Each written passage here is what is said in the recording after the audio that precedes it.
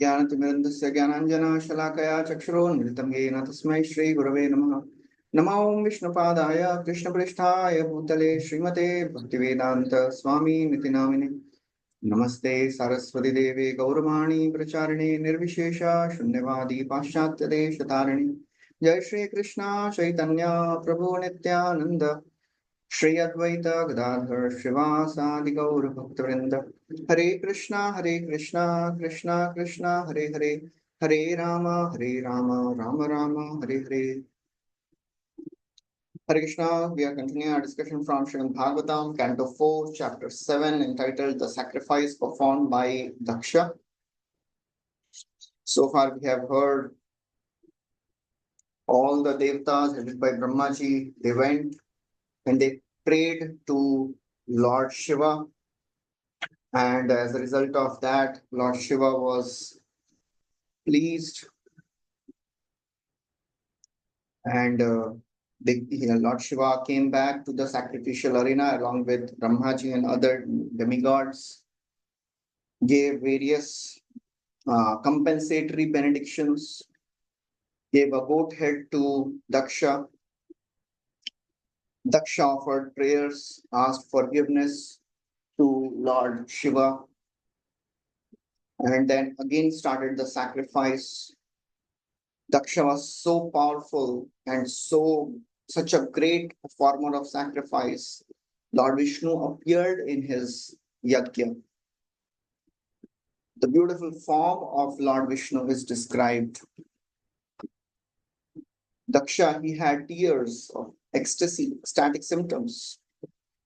And we heard how all the Devatas headed by Brahmaji, they offered beautiful prayers to Lord Vishnu. So we had completed till verse number 47. We will continue from 48. So Daksha, he again began the sacrifice. Somebody can read the translation of the 48th verse. Sri Maitreya said, after Lord Vishnu was glorified by all present, Daksha, his consciousness purified, arranged to begin again the yajna which had been devastated by the followers of Lord Shiva. So Daksha, he began the yajna again, and Lord Vishnu now is instructing, he will instruct Daksha. Next verse translation, please.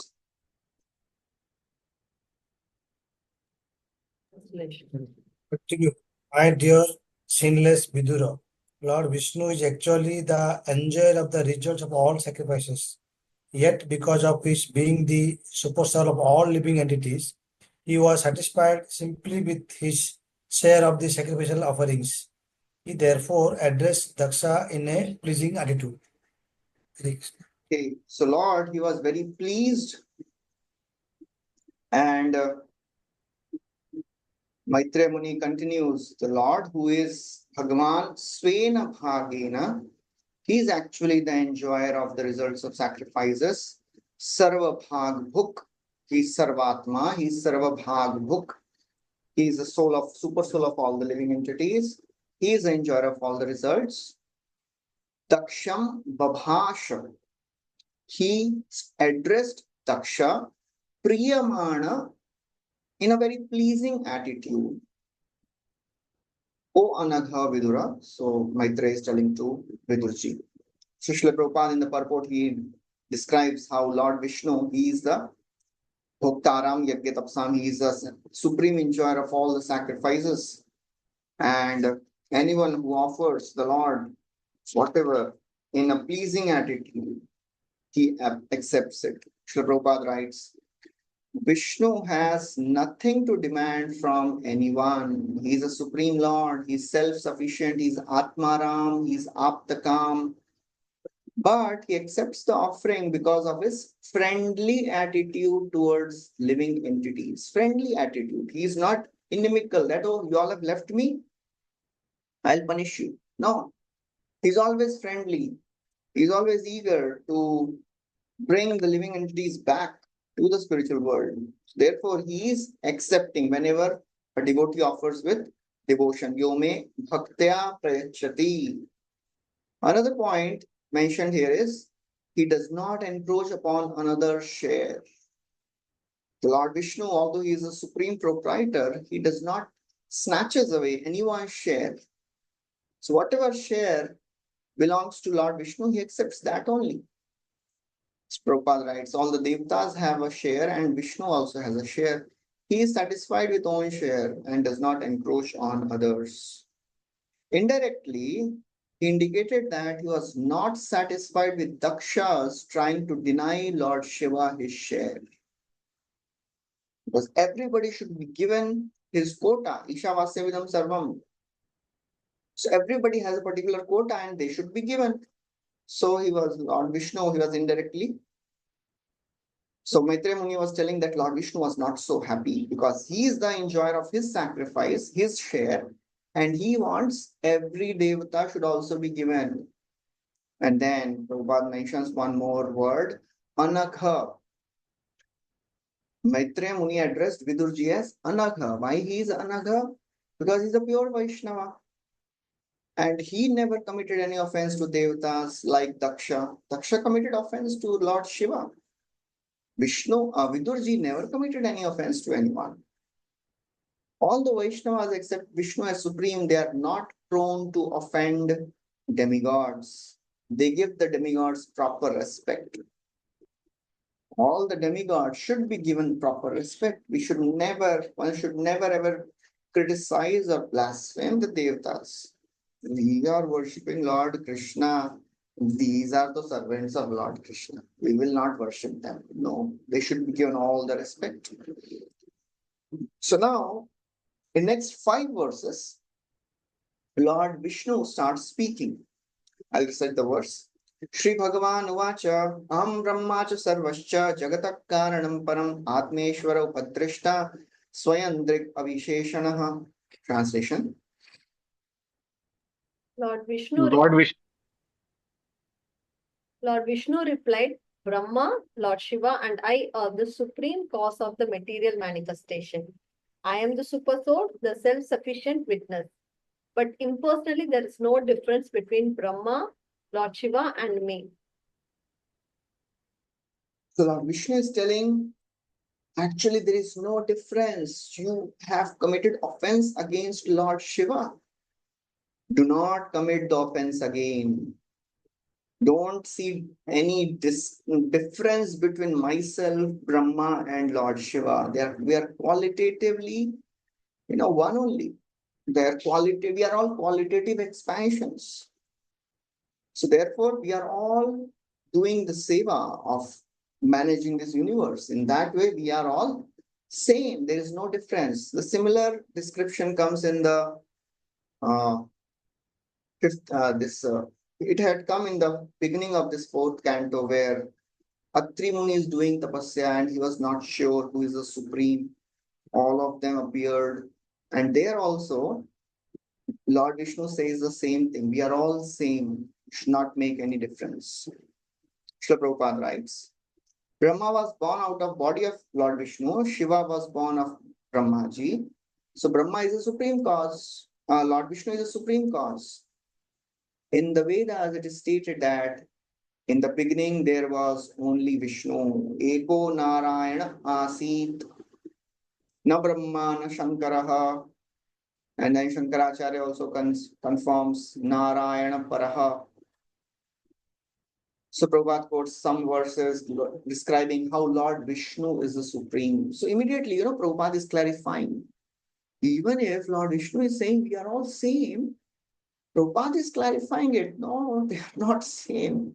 Vishnu is supreme. There is a reason why Lord Vishnu is saying we are all same. They are doing the same service of maintaining the universe. But ultimately, Ekala Ishvara Krishna Arsava Pritya Amadirhi Devanam. Krishna says in Bhagavad Gita, Sarvasya Prabhavo Yato Va Imani Bhutani Jayante Janmadisya Yataha. Prabhupada quotes so many verses. Next verse. Atmamayam Samavishya Soham Gunamayim Dvija Srijan Rakshan Haram Vishwam Dadre Sangyam Priyochitam Translation. The Lord continued, my dear Daksha Devja, Dija, I am the original personality of Godhead. But in order to create, maintain, and annihilate this cosmic manifestation, I act through my material energy and according to the different grades of activity. My my representation are differently named. Hare Krishna. So Daksha, when he hears that, oh, all of you are same. How is it? But Supreme Lord is only one person, and according to scriptures, that is you. So why are you saying we are all same?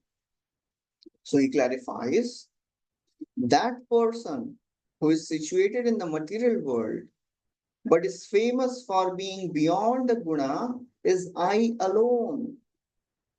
And according to the activity of creation, maintenance, and destruction, I take the names of creator, maintainer, and destroyer. So therefore, everybody is coming from me. I am the source. I am same.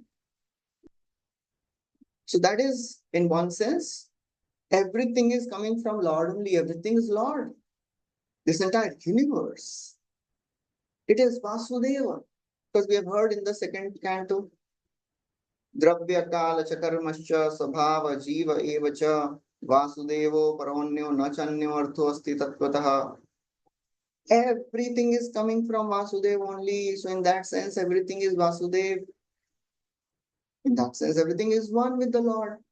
But still there is difference. So Prabhupada writes, Jiva Bhuta Mahabaho, the whole world is the energy released from the Lord only. Whatever we are seeing, it is all coming from the Lord only. So in that sense, everything is Lord, either material or spiritual world, everything is Vasudeva. We hear in Brahma Vimohan Leela, how Lord Vishnu expanded, Lord Krishna expanded into everything. Yavat Vatsakalpaka Vapu, Yavat Karangradikam, Yavat Venu Vishan Venu Daldrik. Whatever was there, all the cowherd boys, their stick, their bugle, the flute, the calves, the rope binding the calves, everything became Sarvam Vishnu Mayam Giro Angavat Sarva Swarupo Bhav. Lord Vishnu became everything. That's how everything is coming from Lord only. So in that sense, everything is same as Lord. Srila Prabhupada writes how this entire world is the energy released from the Lord. All the living entities, they are part of the Lord. They are not different than the Lord. But in the actual activity of this material world, living entities under the different qualities of material energy and in different forms, 84 lakh species. And then Srila Prabhupada clarifies how Brahma is in charge of mode of passion, Lord Shiva, ignorance, Vishnu, goodness. Vishnu is the source of all the avatars. Next verse. Tasmin Brahmanya Dvitiye Kevale Paramatmani Brahmarudrau cha Bhutani Bhedena Gyonupashyati. Translation. The Lord continued, one who is not in proper knowledge thinks that demigods like Brahma and Shiva are independent, or he even thinks that the living entities are independent. So Daksha, he may say, well, how is it in the Shodan? How are Brahma, who is Jiva, taking the form of Hiranyagarbha, and Shiva, who is touched by the guna, even though being Ishwar non-different from you? How is it? Brahma is a living entity, and Shiva comes in touch with the material modes. So how is it that they are non-different from you? So now Lord Vishnu is explaining through Kaimutika Nyaya. Kaimutika Nyaya means, if this is the case, then what to speak of this? ऐसा बोलते हैं ना? It's a way of addressing an issue. So he says, the ignorant person sees differences even between Jivas and me. What to speak of seeing differences between Brahma, Shiva, and me? So those who are ignorant, they think living entities and the Lord, they are different. Yes, they are different. But living entities are also Vibhinnamsha of the Lord only. So Lord is speaking in a Kaimurti Kanyai. अरे इनके बीच में भी अंतर देखते हैं तो what to speak of seeing a difference between Shiva and Brahma? Wise people, they don't see the difference. Because ultimately living entities, they are my Shakti, right? They are Tatastha Shakti. And Shaktiman, Shaktiman Abheda, there is no difference. Therefore, Brahma, Shiva are not different from me. They are Gunavatar. So, such verses should be understood very, very properly. Otherwise, a new person may come to the conclusion, oh, everything is one. Brahma is supreme, Lord Shiva is supreme. It is qualitative oneness, not quantitative oneness. And Shakti, Shaktiman, Abheda. There is no difference between Shakti and Shaktiman. So Srila Prabhupada also writes, the living entities, including Brahma, are not independently separated, but are counted within the marginal potency of the Lord, Tadashtha Shakti. And above all, everybody is acting under the will of the Lord. No one can act independently. Mayadhyakshena Prakriti. And indirectly, therefore, no one is different from Supreme Person. So that's how he addresses. Lord Vishnu, he continues. Yatha pumanna swangesu shirapanyadishu pachit parakya buddhim kurute evam bhuteshu matparaha. Translation. A person with average intelligence does not think the head and other parts of the body to be separate. Similarly, my devotee doesn't differentiate Vishnu, the all-pervading personality of Godhead, from anything or any living entity. Hare Krishna. So a devotee person with average intelligence does not think the head and the parts to be separate from the body. So my devotee never sees anything separately from me. My devotees, they see everything in connection to me. They understand that everybody is coming from the Supreme Lord only. So that is the vision of a devotee. That is Pandita Samadarshinaha. So devotees, the word used here is Parakya Buddhi. Parakya Buddhi means differentiating mentality. So devotees, they have Aparakya Buddhi. They don't see differences. They don't see the Lord different from this universe. स्थावर जंगम देखी ना देखी तार मूर्ति सर्वत्र होए निज इष्ट देव स्फूर्ति. So the devotees of the Lord, they see Krishna everywhere. They never see anything separate from the Lord. That is the vision of a pure devotee. They are always seeing Krishna everywhere. So that is what is described. Srila Prabhupada writes,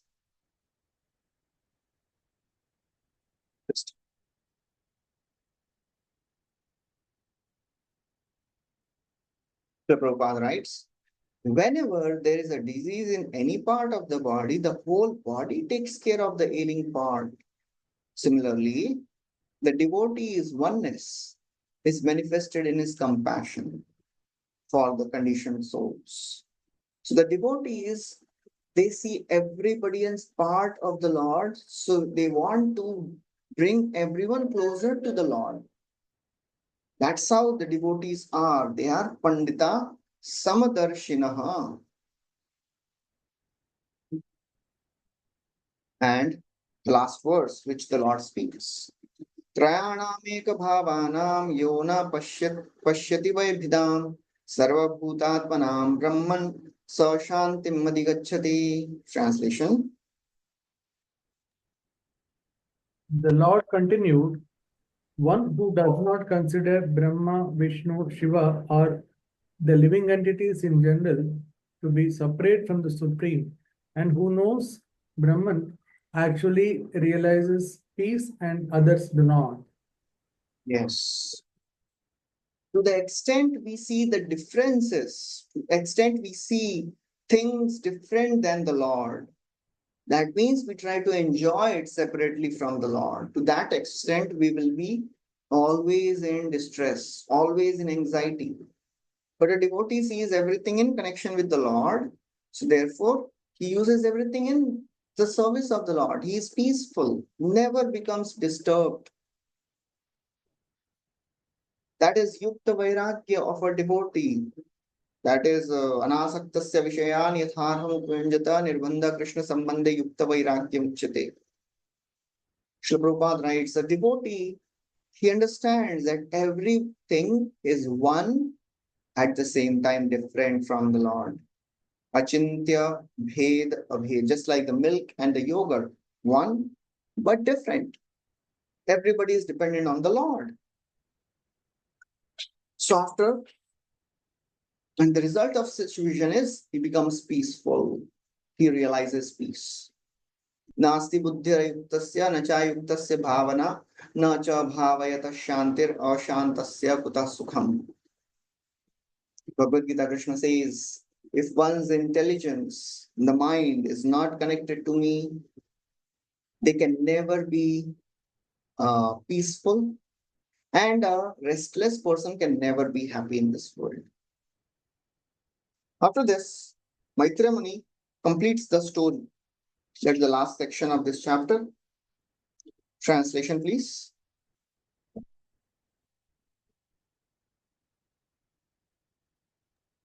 The sage Maitreya said, thus Daksha, the head of all Prajapatis, having been nicely instructed by the Supreme Personality of Godhead, worshipped Lord Vishnu. After worshipping him by performing the prescribed sacrificial ceremonies, Daksha separately worshipped Lord Brahma and Lord Shiva.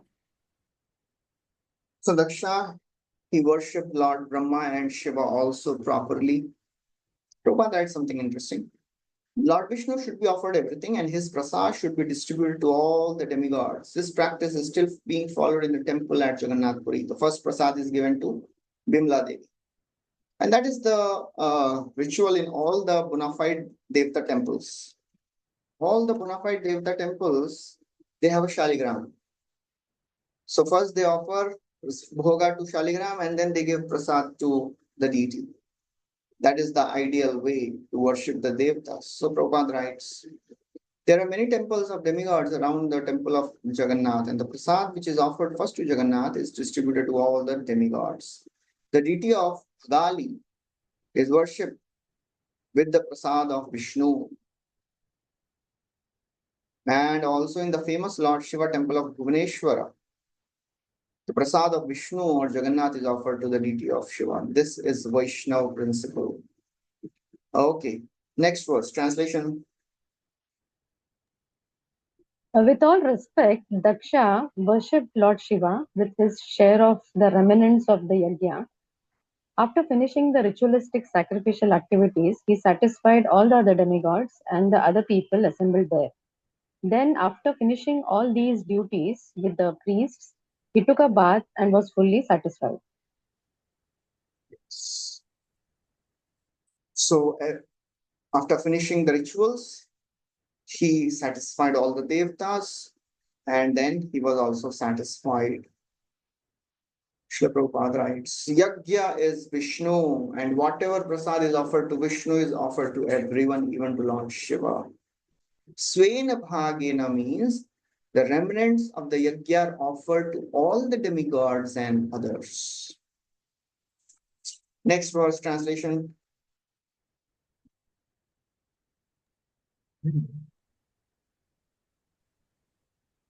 Thus, worshipping the Supreme Lord Vishnu by ritualistic performance of sacrifice, Daksha was completely situated on the religious path. Moreover, all the demigods who had assembled at the sacrifice blessed him that he might increase his piety, and then they left. Yes, left. Next verse. Maitreya said, I have heard that after giving up the body she had received from Daksha, Dakshayani, his daughter, took her birth in the kingdom of Himalayas. She was born as the daughter of Meena. I heard this from authoritative sources. So he is now concluding this entire episode of Dakshayagya, and Sati, she again took birth as Parvati, and then he says, I've heard this from authoritative sources. Shushruma, this comes many times. Shushruma, I have heard. And whenever Prabhupada would hear, get this point, he would speak very strongly on the importance of hearing in parampara. Okay, next verse. Ambika goddesses Durga, who was known as Daksha Sati, again accepted Lord Shiva as her husband, just as different energies of the Supreme Personality of Godhead act during the course of new creation. Next. Maitreya said, my dear Vidura, I heard the story of the Daksha Yajna, which was devastated by Lord Shiva from Uddhava, a great devotee and a disciple of Brihaspati. So first he said, I have heard. Now he's saying from where I have heard. I heard from Uddhava, a great devotee and disciple of Brihaspati.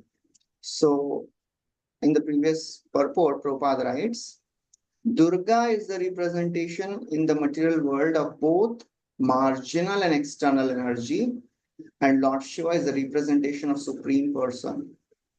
The connection of Lord Shiva and Durga is eternal. Sati could not accept any husband but Lord Shiva. How Lord Shiva remarried Durga as Himavati and how Kartikeya was born is a great story in itself. Prabhupada doesn't mention that story. So we all know that when Lord Vishnu glances on the Prakriti, that glance is Lord Shiva himself. Because Lord Vishnu never comes in touch with material nature directly. Although he is in this material world, he comes in this material world, he creates this material world, never gets touched by material energy. It is Lord Shiva who comes in touch with the material energy, Durga. Prakriti etadishanam ishasya prakriti sthopi tadgunai na yujyate sadatmasthir yatha buddhi tadashraya. So that's how Maitreya Muni concludes this chapter. And the last verse is the Falashruti of hearing this entire episode of Dakshayagya. We'll recite this. Idam pavitram paramisha cheshtitam Idam Pavitram Paramesha Pavitram Chestitam agamugam arshanam Yasasayushamagambo yadakarnaro kirtayed Yonidho Nityadakarnya Naro Nukirtaye Dakarnya naro nukirtaye Gunotyatam Gaurava Gunoti Bhakti atam Bhava. Gaurava Bhakti Bhavataha.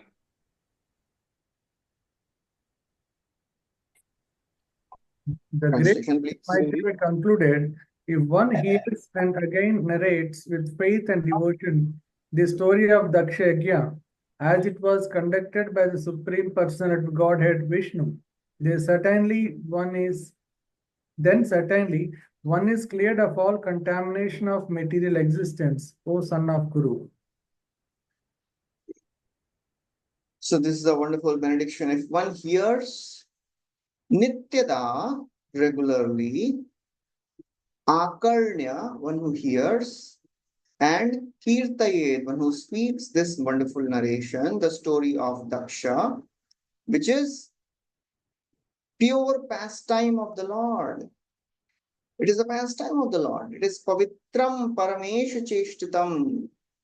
What happens? Yashashyam, one gets long duration of life. Ayushyam, fame. Yashashyam is fame. Ayushyam, long duration. Aghaugham arshanam, all the sins will be destroyed.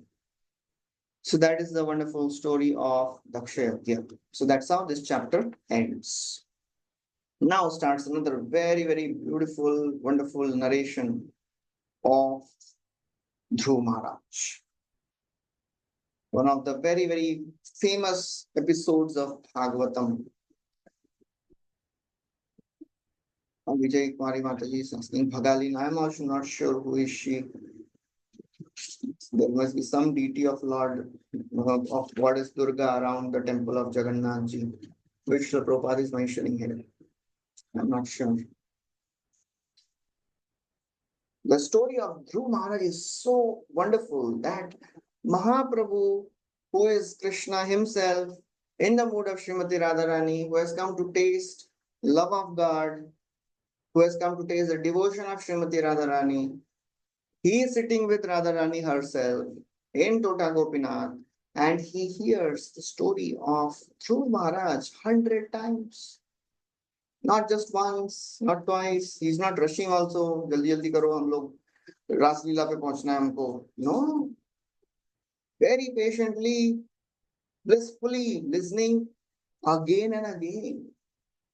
And similarly, Prahlad Maharaj's story, hundreds of times. So this is a wonderful narration which is about to start now.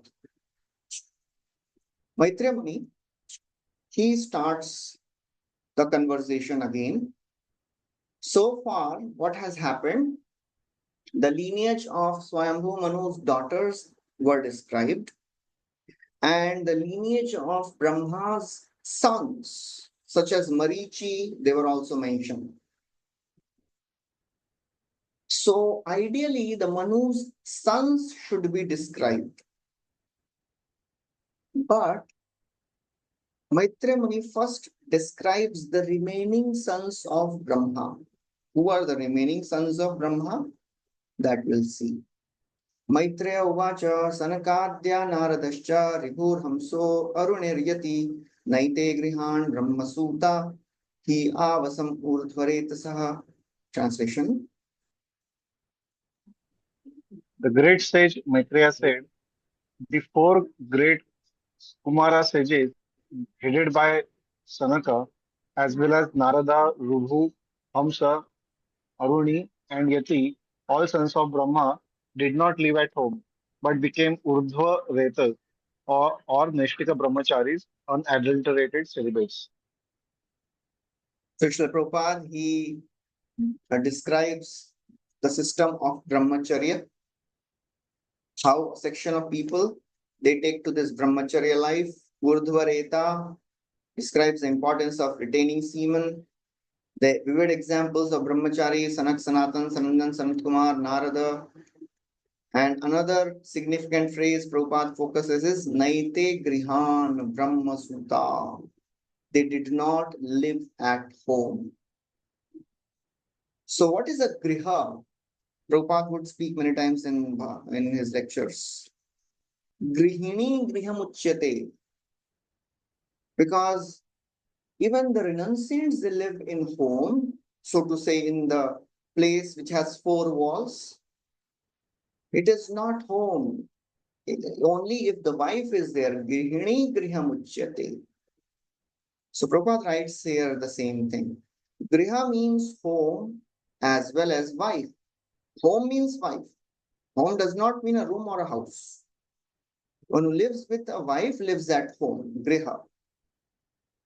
So sannyasis or brahmacharis, even though may live in a room or a house, they do not live at home. Grihini griham. Griha means living with wife. So Prabhupada writes the importance of brahmacharya life. This narration has dealt with the descendants of Brahma from Manu's daughter Prasuti. Prasuti's daughter was Dakshayani, and therefore the story of Dakshayagya was narrated.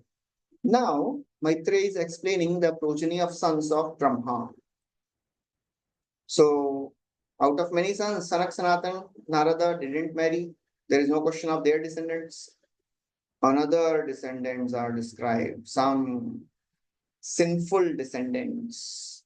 Mrisha dharmasya bharya asid dambham mayam cha shatruhan asuta mithunam tattu niritti jagrihe praja. Translation. Another son of Lord Krishna is irreligion, whose wife's name was Falsiti. From their combination were born two demons named Damba or bluffing and Maya or cheating. These two demons were taken by a demon named Nirti who had no children. So the lineage of Adharma is described. So Adharma is also born of Brahmaji only. He's a son of Brahma, Adharma. His wife is falsity. And when irreligion and falsity marries, what comes? Dambha, bluff. Dambha means I have so much. Dambha and Darpa. There are two words, Dambho, Darpa, Abhimanascha, Krodha, Parushevacha. 16th chapter describes the demonic qualities, Dambha and Darpa. So Dambha means you have something. Darpa means you have something and you boast about it. Dambha means when you don't have anything, still you are speaking about it. That is Dambha. That is bluffing. So that is the difference between Dambha and Darpa.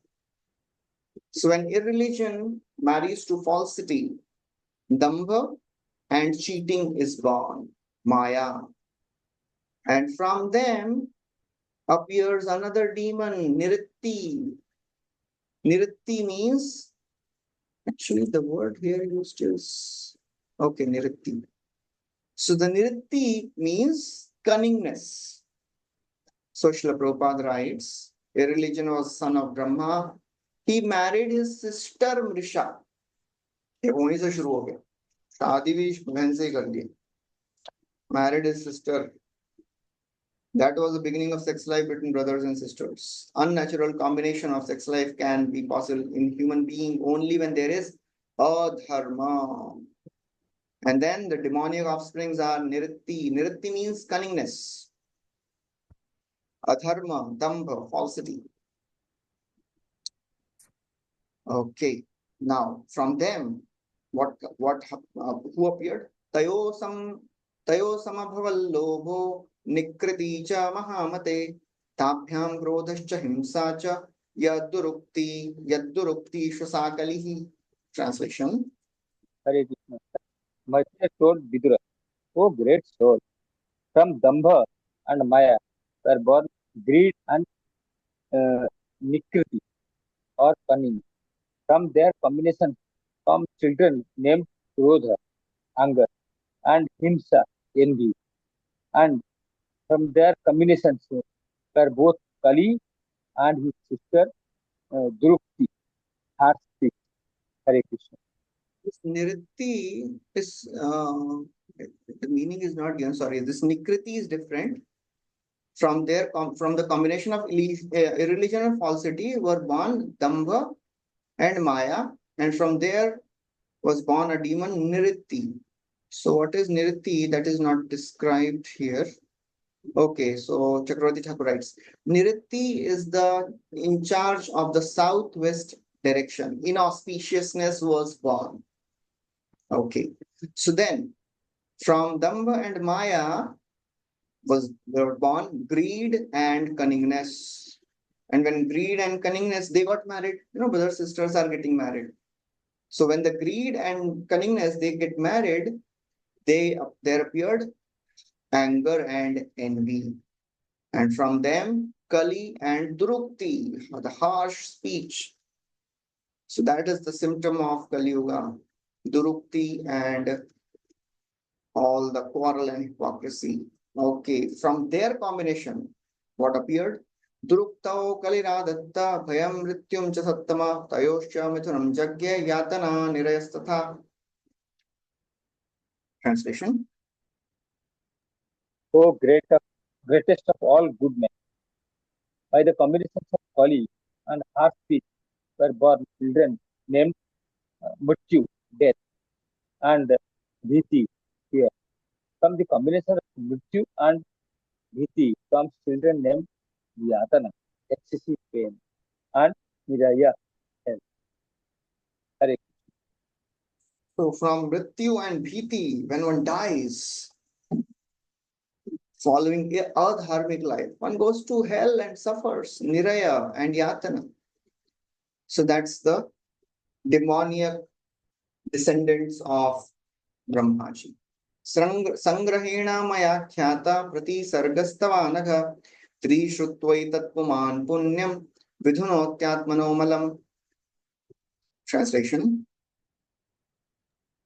My dear Vidura, I have summarily explained the causes of devastation. One who hears this description 3 times attains piety and washes the sinful contamination from his soul. It's amazing. मतलब अपने आचार्य भी एकदम first class है. धर्म का भी dynasty पढ़ के शुद्धिकरण हो रहा है. देखिए. विधुनोति आत्मनो अमलम. One gets purified of all the sinful contaminations and attains piety. Puman. Srila Prabhupada writes, the creation takes place on the basis of goodness. Devastation takes place on the basis of irreligion. Yes, Prabhuji. Sanjay, I have a doubt. Hell is a place, no? How do we see that as a personality? Which one? The previous verse. Acha, niraya, hell. That means the hellish pain. Okay. You know, it creates a pain which is very hellish, very difficult to handle. That is the niraya. These are actually the personalities or just qualities? These are the personalities. Okay. The fear personified, mrityu personified. You know, we heard Veena was born of Anga, whose wife was the daughter of death personified. Okay. So from the combination of mrityu, one of the daughter was Sunitha. So mrityu and Bhiti, they are born of Brahmaji. They are born in the dynasty. So their personalities also. Okay. So creation takes place on the basis of goodness. Devastation takes place because of irreligion. That is the way of creation and devastation. Here it is stated that the cause of devastation is adharma, and the descendants of adharma are described. All these descendants are described as signs of devastation. So now, because one may think, ये पढ़ के ये शुद्धिकरण कैसे होगा? बोल तो दिए मैत्रेय मुनि, विधुनोति आत्मनोपमान आत्मनोमलम, कैसे होगा? Prabhupada is clarifying. If a person is pious and hears about these causes of devastation, he'll feel hatred for all these, and that will cause advancement in life of piety. The more one hears about the wrong things of the world, one becomes disgusted and one becomes more and more focused on dharma. That is how one becomes purified. Atmano amal, vidhunoti atmano malam. That is how the mirror of the mind is cleansed. Prabhupada quotes this Cheto Darpanamarjanam. We should learn to despise all the causes of devastation from the beginning from irreligion and cheating, and then we shall be able to make advancement in the life of piety. As Krishna speaks a similar verse in Bhagavad Gita. Anyone remembers that verse? Only a purified soul can practice bhakti with determination. Quotes in the 7th chapter this verse, 7.28 or something. I'm also not remembering. When only a purified soul, can somebody find out? Purified soul can practice bhakti with determination. Yesham tu antagatam papam jananam punya karmanam te dvandva moha nirmukta bhajante mam dridhapratam. So pure pious life is not a determinant for practicing bhakti. for getting bhakti. Because bhakti is independent of piety. Anybody can become devotee. It is not that piety is required to practice bhakti. No. But piety is required to practice bhakti with determination. Yesham tu antagatam papam punyakarmana janana te dvandva moha nirmukta. They become free from the dualities of the world. Bhajante mam dridha vrata.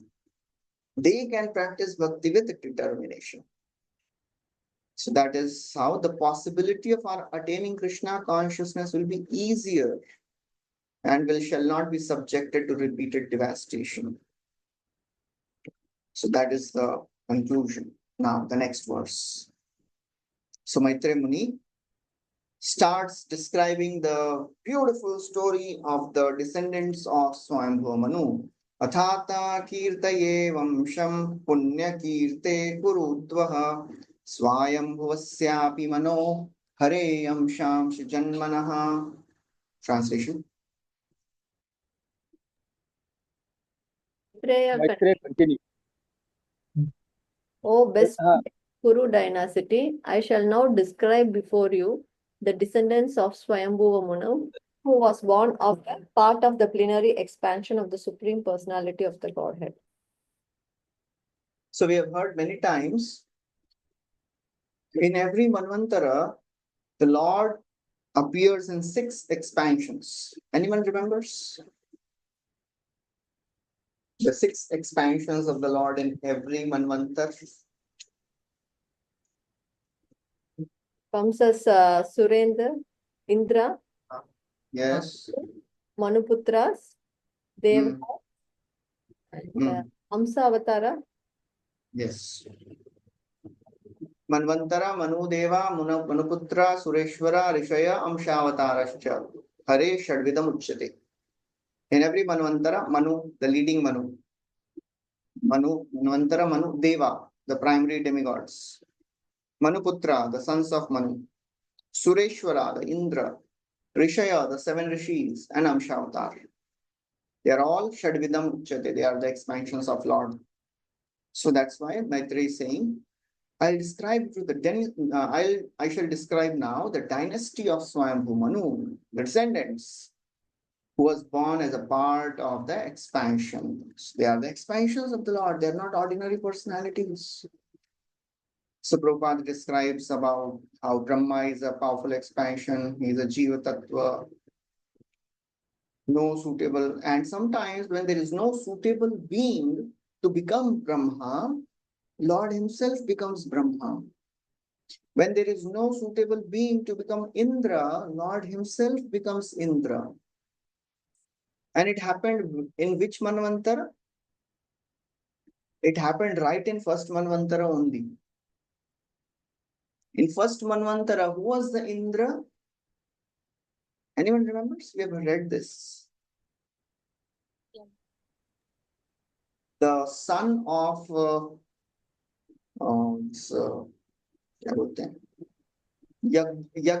he was a Yagya. son Of Ruchi. Ruchi. He is Supreme Lord himself, the Yagya. So that Yagya became the Indra. The Supreme Lord is the Indra in the first Manvantara itself. So that is how, whenever there are no suitable people to take the role of the Indra or Brahma, Lord becomes that. So he starts.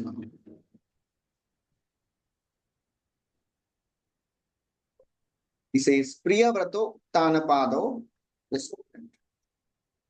Priyavrato Tanapado Shatarupa Pate Sutau Vasudevasya Kalaya Rakshayam Jagatastitau. Translation. Swayambhuva Manu had 2 sons by his wife, Satarupa, and the names of the sons were Uttanapada and Priyavrata. Because both of them were descendants of a planetary expansion of Vasudeva, the Supreme Personality of Godhead, they were very competent to rule the universe, to maintain and protect the citizens. So Swayambhuva Manu had 2 sons from Shatarupa, and they were very competent जाये उत्तानपादस्य सुनीति सुरुचिस्तयो सुरुचि प्रेयसी पत्यु नेतरायत सुतो ध्रुवः. Translation. King Uttanapada had two queens named Suniti and Suruchi. Suruchi was much more dear to the king. Suniti, who had a son named Dhruva, was not his favorite. Hare Krishna. So Priyavrat was the first son and Uttanpada was the second. So naturally, Maitreya Muni should have described the story of Priyavrat first because he was the elder one. But why Maitreya Muni suddenly started describing the dynasty of Uttanpada? Srila Prabhupada writes 5-6 points. First, Maitreya Muni was very eager to describe the pious activities of Dhruv Maharaj. The incidents of life of Dhruva are very attractive for devotees. Third point, from his pious actions, one can learn how one can detach himself from material possessions. Fourth, how one can enhance one's devotional service by severe austerities and penances. Fifth, by hearing the activities of pious Dhruva, one can enhance one's faith in God. And sixth, one can directly connect with the Supreme Personality. Seventh, one very soon be elevated to the transcendental platform of devotional service. So these are the various reasons why Dhruv Maharaj's story was described first by Maitreya. So Uttanpada had two wives, Suruchi, Suniti. Suruchi was the dear one. And one day, what happened? Ekada Suruche Putram Ankam Aropya Lalayan Uttamam Narurukshantam Dhruvan Raja Bhinandata. Translation, please.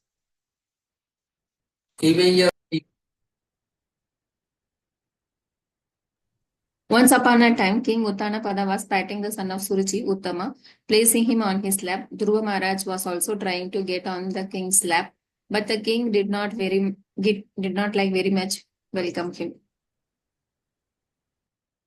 So Suniti, Suruchi, her son was sitting on the lap. Dhruva tried to get on the lap, as any child would like. But the king Uttanpada didn't show any affection. He didn't welcome. That was the first mistake he did. He should have at least given some affection, some love to the child. But he was so much overcome by the love of Suruchi, by the attachment towards Suruchi. He became such a little cruel-hearted towards his son Dhruva. तथा चिकीर्षमानं तं सपत्न्यास्तनयं ध्रुवं सुरुचि शृण्वतो राज्ञ शीर्षम् आहाति Garvita. While the child Dhruva Maharaj was trying to get on the lap of his father, Suruchi, his stepmother, became very envious of the child, and with great pride she began to speak so as to be heard by the king himself. So king, Prabhupada writes, he was equally affectionate towards both sons, but because of his favoritism towards Suruchi, he did not welcome Dhruva despite his feelings. That's what happens when one is attached to somebody, one cannot do what is right because that person will not appreciate that. Uttanpad's feeling was understood by Suruchi. Suruchi could understand that because he is attached to me, he didn't welcome Dhruva. So she became so very proud. Just see, I am so very dear to my husband.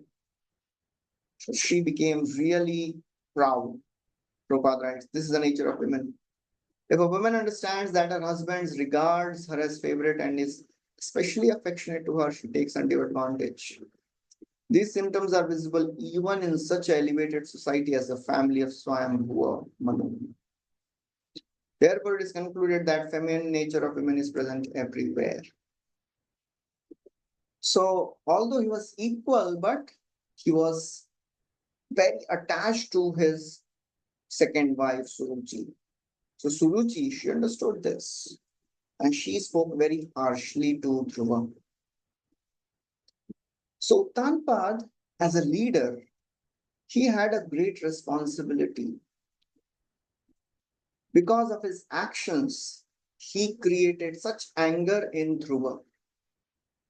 So if an ordinary person does some wrong thing, then not many are affected. But if a leader, a person in the leadership role, authority, makes some mistakes, favoritism, then many people are affected. So Uttanpad, although he was a king and he loved his son, he could not give his best response here. He could not give importance to the emotions of Dhruv Maharaj. And he just acted to pacify the arrogance of Suruchi. So Suruchi understood that my husband is very attached to me. She started speaking very harshly. Navatsa nripater bhavan aroham arhati na grihito maya tattvam pukshav api nripatmajaha. Translation. Hare Krishna. Hare Krishna. When Suruchi told Dhruva Maharaj, "My dear child, you do not deserve to sit on the throne or on the lap of the king. Surely you are also the son of the king, but because you did not take your birth from my womb, you are not qualified to sit on your father's lap." Hare Krishna. Very proudly, she is telling you are not qualified to sit because you are not born from my womb. So indirectly, Srila Prabhupada writes, she is telling that he was considered an illegitimate son because he was born from the womb of another queen. Very harsh. Again, she is speaking, continuing. She says, there is a solution though. What you should do? You should die and take birth from my womb, then only you can sit. Balosi vatnatmanam anya stri garbha samritam nunam ved bhavan yasya durlabhe arth manoratha. My dear child, you are unaware that you are born not of my womb, but of another woman. Therefore, you should know that your attempt is doomed to failure. You are trying to fulfill a desire which is impossible to fulfill. So she says, you are a child, you don't know the details, what is happening. The small child, he didn't know that, oh, my two mothers, they are different. So she's clarifying, you are not born from my womb, therefore you can't sit on your father's lap. This distinction was pointed out by Queen Suruchi, who informed him that since he was a child, he did not understand the distinction between two queens. Therefore, O child, what you should do? Tapasararadhya purusham tasyaivanugrahena me garbhe tvam sadhayatmanam yadichhasi nipasanam.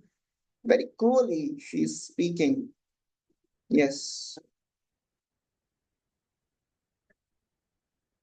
If you at all desire to rise the throne of the king, then you have to undergo severe austerities.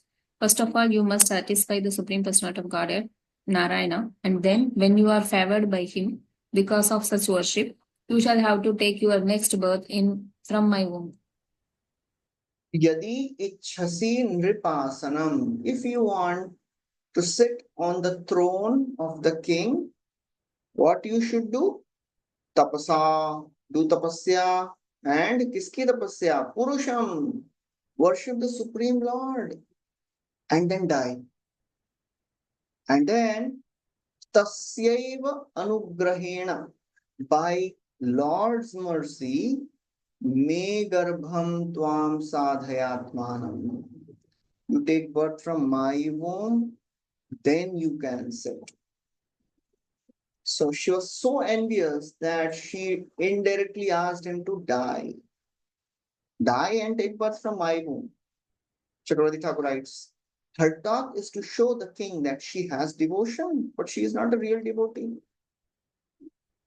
So she's saying that, oh, you have to take birth from my womb. Worship Lord Vishnu. She's posing as if she's a great devotee. Worship Lord Vishnu.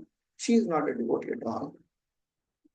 She says, satisfy the Lord by 3, 4, 5, 6 vratas for getting into my womb. You should then quickly die. I will see your mother weeping. So Maitreya, he continues. As Dhruv Maharaj hears this sharp words, he was really pained, very angry.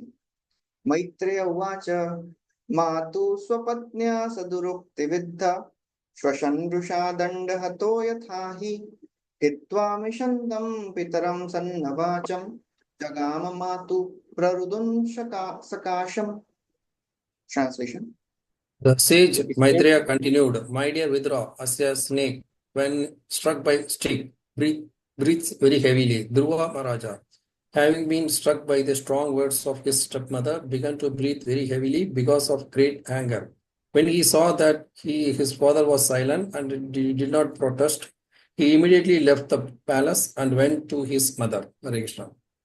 He was hissing like a snake, very angry, his entire body shaking with anger as he was struck by the strong words. Durukti Viddha. Durukti means the harsh words. Viddha, pierced. And he was breathing Shwashan Dusha out of anger. He was breathing really heavily, as if a snake. Yatha, ahi. Ahi means snake. Dandahata, struck by a stick. He left the palace immediately, went to his mother. So Father Uttanpad, he could have controlled Suruchi, but he neither controlled Suruchi nor consoled Dhruva.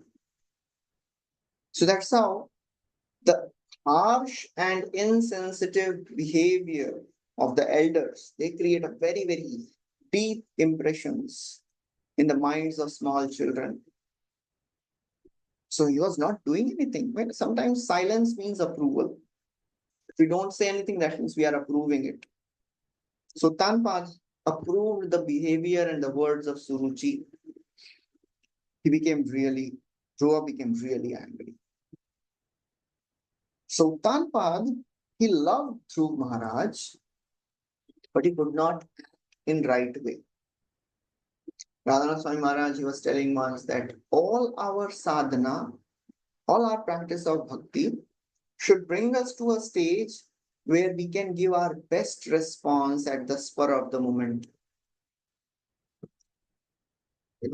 Because we may behave very good and very ideal when things are okay. But when things go wrong in our life, when somebody speaks wrong things, then how we respond and react, that is what we are. So the entire practice of bhakti should actually make our responses mature. How we respond, how we react to the problems. Here, Tanpad, he could not give best response. So Dhruva, he was really angry. He ran to his mother. Tam nishwasantam spuritadharoshtam sunitirutsang uduhya balam nishamya tat paura mukhan sa vivyate yad gaditam sapatnya. Translation. When Dhruv Maharaj reached his mother, his lips were trembling in anger and he was crying very grievously. Queen Suniti immediately lifted her son onto her lap, while the palace's residents who had heard all the harsh words of Suruchi related everything in detail. Thus Suniti also became greatly aggrieved. Suniti already had heard what happened. She knew her child was really upset, angry. She immediately picked up this Dhruv Maharaj, put him on her lap, and she was also very sad. She knew my husband doesn't like me. She was aggrieved. She knew she was not treated properly. Although she was the first queen, she was neglected one. Upeksha. The word used here is uh, okay, it can come in the next verse, it seems. She was a neglected wife. She was not treated properly. She was treated like a maid servant. Just like Chitraketu, when he got a son from Kritadyuti, all the remaining queens, they were very karmic queens. But because he didn't treat them properly, they became envious. So when somebody is neglected, that is very painful. When you talk to somebody and you tell that I'm not so happy with you, that is still tolerable. If somebody neglects, that is really intolerable. So they poisoned the small child. So here, Suniti was a neglected one. In our life, in the life of people, they give different types of responses. Some people, they give emotional response when they go through pain. They start crying, they start condemning. Some people, they give political response. Political response means I will also take the revenge. But here, Suniti, the type of response she gives, that is really mind-boggling. She gives a devotional response. Now, what response she gives? It is really wonderful. So Suniti, although she knew that she's a neglected child, neglected wife, she had given birth to such a glorious child, but he was also neglected one. So what can be more painful than this? The first queen with such a great child, neglected. So nothing of the palatial comforts was pacifying her. She was given palatial comforts, but she was neglected by her husband. She was not happy. She could not tolerate all this. But somehow she was going through all that. Continues next verse. As Suniti keeps him on her lap. Sotsrijya dhairyam vilalapa shoka davagnina davalate bala vakyam sapatnya smarati saroja shriya drishabashkala muvaha.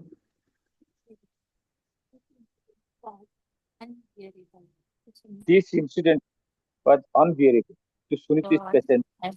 She began to burn as if in a forest fire, and in her grief, she became just like a burnt leaf and so lamented. As she remembered the word of her co-wife, her bright, lotus-like face filled with tears, and thus she spoke, Hare Krishna. So these two verses, 15th and 16th, they describe the distress she was going through. But the next verse, which she speaks, describes the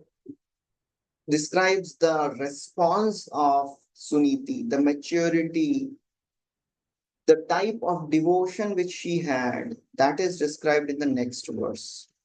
That is wonderful. What she speaks, it is unimaginable for any parent to speak to the child when the child comes crying because he is not treated properly by somebody. Generally, parents क्या बोलते हैं when they see the child coming and they are not treated by somebody. So what all things generally the parents say to pacify the child? क्या क्या बोलते हैं generally? Any thoughts? They can tell the child to ignore and move forward. Okay छोड़ दो बेटा, होता रहता है, ठीक है कोई बात नहीं, ओके। और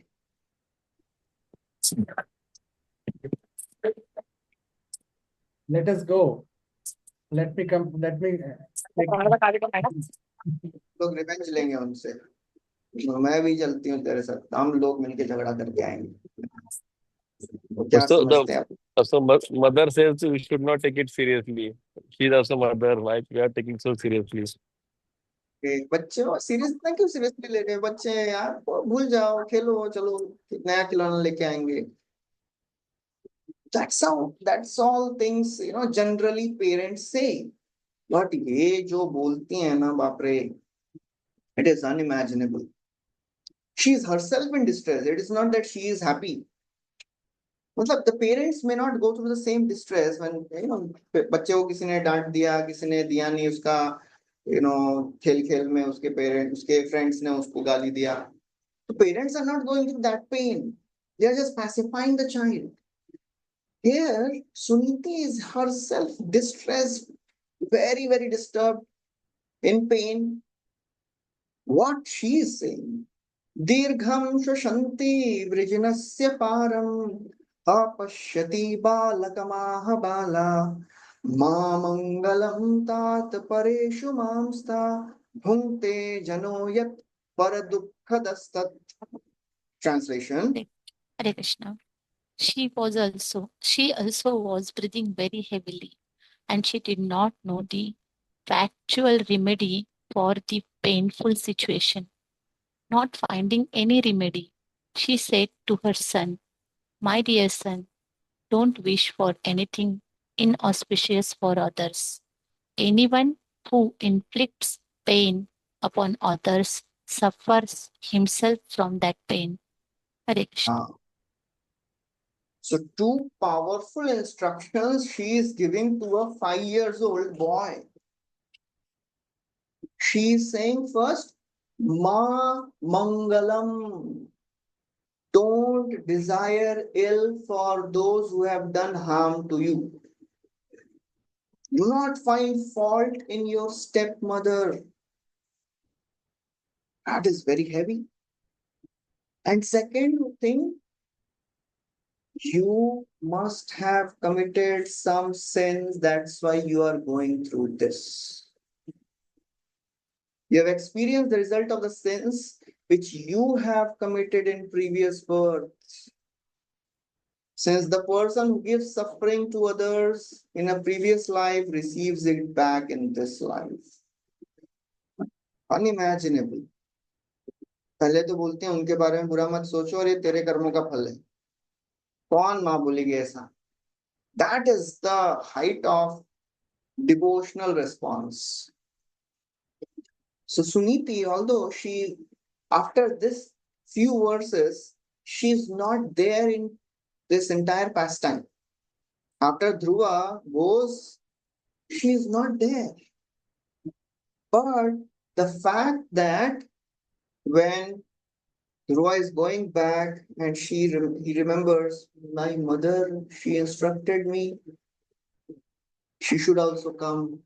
As he is thinking, Nanda and Sunanda, the Vaikuntha airplane, the Vaikuntha Vasis, they say, oh, just see, look back, your mother is already there. So it is not a coincidence. She is herself such a great devotee. That's why she is giving such a wonderful response here. And next verse is all the more wonderful. Satyam suruchya vihitam bhavan me yaddurbhagaya udare grihita stanyena vriddhascha vilajjate yam bharyeti vavodumidaspatirmam. Suniti said, "My dear boy, whatever has been spoken by Suruchi is so, because the king your father does not consider me his wife or even his maidservant. He feels ashamed to accept me. Therefore, it is a fact that you have taken birth from the womb of an unfortunate woman and by being fed from her breast, you have grown up. So it requires such a great maturity to speak all this. Satyam Suruchya. Whatever Suruchi is speaking is true only, na? You are not born from her womb. You are not fed by her. So you are fed by me.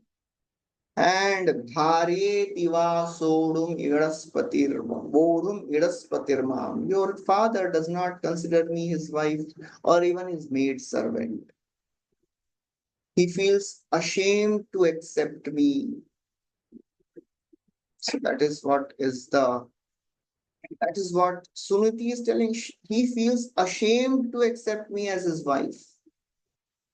So she knows that she is in a very distressed situation and she can't do anything. But the response which she is giving, Punkte janoyat paradukkhadastat. Don't blame the instrument of your karma. If the postman comes with a letter from the court that you are fined, you don't start beating the postman. You क्यों लेके आया? He is not to be blamed. He is just delivering you the results of your activities. Just like Parikshit, we have heard in first canto when the Dharma bull was asked, who is the cause of your suffering? Dharma bull, what he says? I can't tell. Maybe Deva, maybe Kala, maybe Karma. She is not using the philosophy to criticize Suruchi. उसको उसके कर्मों का फल मिलेगा. She will suffer in future. She is saying, you must have done something in the past. That's why you are suffering. So she is not in the mood of justice. She is just trying to pacify the son by speaking such wonderful philosophy. So when our Krishna consciousness is not so mature, such type of response will not come out of our mouth. But if we are dependent on Krishna in all situations, grateful for what is coming in our life, if we are in that mood, tattenu kampa susamikshmano, then we'll be able to give good responses. So that's how Suniti, she is able to give such a wonderful response. Suniti is not an ordinary woman. She is a daughter-in-law of Swayambhuva Manu, the greatest of the personalities in Bhumandal that time. What can we expect more than this? But whoever you may be in this world, suffering is guaranteed. अभी स्वयंभू मनु के daughter in law इतना distress में है, बताइए अभी और क्या होगा इससे बढ़ के. So default setting of this world is suffering. Whoever you may be. दुखालय में शाश्वतम is guaranteed. ऐसा नहीं कि नहीं वो अंबानी के यहाँ तो नहीं होता होगा डिस्ट्रेस और हेवन में तो नहीं होता होगा distress. Everywhere it is there. So then she continues. We'll take one more verse, then we'll stop. Atishta tattat vimatsarastvam uttam samatrapi yadapyalikam आराध्य दोक्षज पाद पद्मम यदिच्छसे ध्यासनमुत्तमो यथा. Hare Krishna. My dear boy, whatever has been spoken by Suruchi, your stepmother, although very hard to hear, is factual. Therefore, if you desire at all to sit on the same throne as your step brother, Uttam, then give up your envious attitude and immediately try to execute the instruction of your stepmother without further delay. You must engage yourself in worshipping the lotus feet of the Supreme Personality. Hare Krishna. Atishta, therefore just execute what your mother has said. What she said? Aradhya tapasa purusham. So she is saying, without being envious of her, execute what she said. That is height of positive attitude. मतलब ये बोल रही है तो out of envy she said, worship Lord Vishnu. and she is taking it in a positive way. And Suruchi did all the wrong, and what she's saying, Vimatsara, don't be envious of her. And then she says, Apyalikam, without duplicity, don't fake. Be very simple and straightforward and worship Lord Vishnu. Aradhya. इसकी आराधना करना है अधोक्षज पाद Padma. Worship the lotus feet of Lord Krishna without delay. Yadai ichhase. If you desire to sit on the throne of your father as Uttam, yadichhase adhyasanam. Uttamo yatha. You want to sit like your brother Uttam? Worship Lord Vishnu. Prabhupada writes, the harsh words used by Suruchi to her stepson were true, because unless one is favored by the Lord, one cannot achieve any success in life. Man proposes, God disposes. Indirectly, the words of Suruchi were the benediction for Dhruv Maharaj. For because of the influence of his stepmother's words, he became a great devotee.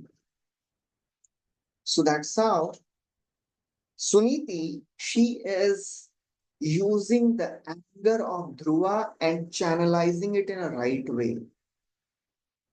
We saw the 8 levels, sadhu and asadhu. So where is Suruchi fitting in, Suniti fitting in that? And where is Suruchi fitting in that? Yes? Suruchi and Suniti. Suruchi is Adi Mahattam. Suniti is Ati Mahattam. She is seen good where there is none. Suruchi was criticizing her son, the Dhruva, and she says, oh, she spoke good. And Suruchi, she is Yes, Ati Asadutam. She is finding faults where there is none. So that's how Suniti, she saw good in that arrogant pride, Suruchi. And she says, Uktam Samatrapi. She says, as your stepmother has spoken, you do that. So that's how the apparent reversals in the life of a devotee, of a person, if he is guided by a great devotee, that reversal can become the treasure. There's a beautiful verse. Maha vipattau samsare yasmaret madhusudana vipattau tasya sampatti bhavet ityaha shankaraha. In this world full of dangers and calamity, Maha vipattau samsare, if one remembers Krishna, Madhusudana, that vipatti becomes the sampatti. That obstacle becomes the treasure for that devotee.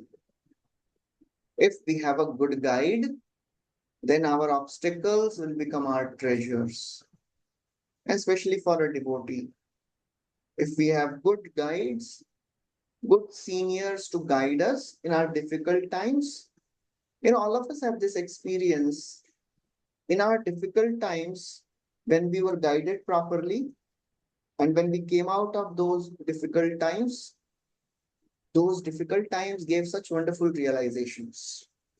They become our treasure. Those realizations are the treasures of a devotee. Okay, so we'll stop here.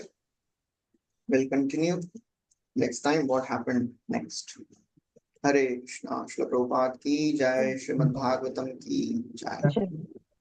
Yeah.